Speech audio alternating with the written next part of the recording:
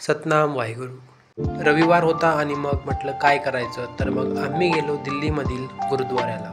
गुरुद्वारा श्री सीचगंज साहिब। दिल्लीमधील लाल किल्ल्यासमोरच हा गुरुद्वारा आपल्याला चांदणी चौकमध्ये बघायला भेटेल। प्रचंड गर्दी आणि साफसुथरा हा गुरुद्वारा। हजारो भाविक फुल श्रद्धेने इथे येत असतात। आतमध्ये प्रवेश केला, चप्पल बूट आपल्या काउंटरला ठेवले आणि चप्पल बूटसाठी सुद्धा खूप सेवेकरी असतात। त्यानंतर मग निघालो दर्शनासाठी लाईन वगैरे नसते, पण मग आत जाऊन शांततेने बसावं। आतमध्ये जाण्याआधी हातपाय व्यवस्थित धुवून मगच आत जावे लागते।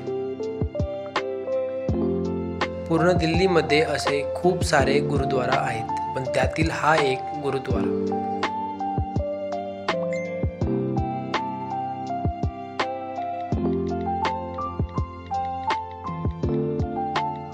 त्यानंतर मग आतमध्ये एंट्री केल्यावर मोबाईल फोन्स वगैरे सर्व बंद करावं लागतं। सुंदर असे सद्गुरूंचे भजन इथे कायम चालूच असते।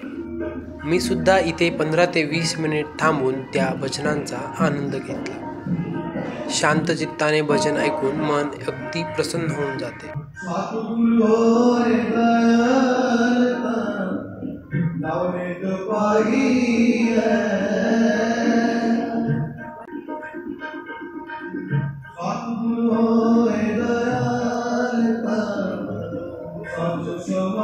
दर्शन झाल्यानंतर इथे सुद्धा प्रसाद भेटतो। प्रसाद घेऊन मग त्यानंतर आम्ही गेलो लंगरसाठी।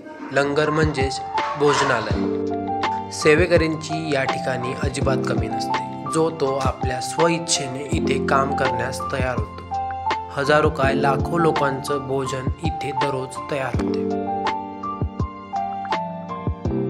हाच आहे तो लंगर हॉल। इथे आधी थोडा वेट करावा लागतो, कारण आधी आलेले लोक जेवत असतात आणि मग त्यानंतर हातामध्येच इथे रोटी घ्यावी लागते। इतक्या साऱ्या लोकांचं जेवण असून सुद्धा जेवणाला अगदी खूप छान अशी टेस्ट असते।